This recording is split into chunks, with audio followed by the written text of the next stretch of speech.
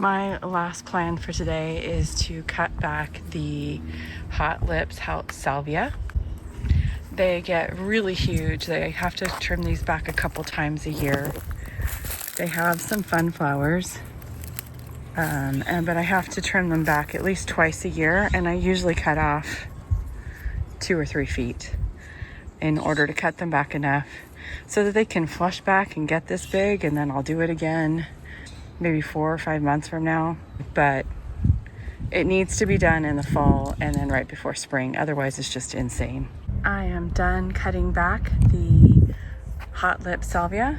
I usually cut them down to something like this, sometimes more, sometimes less of the greenery has been cut off, but these should be looking pretty good in the next couple of weeks. It usually takes them about 3 or 4 weeks to flush back out and have flowers on them, but this keeps them from getting way too big.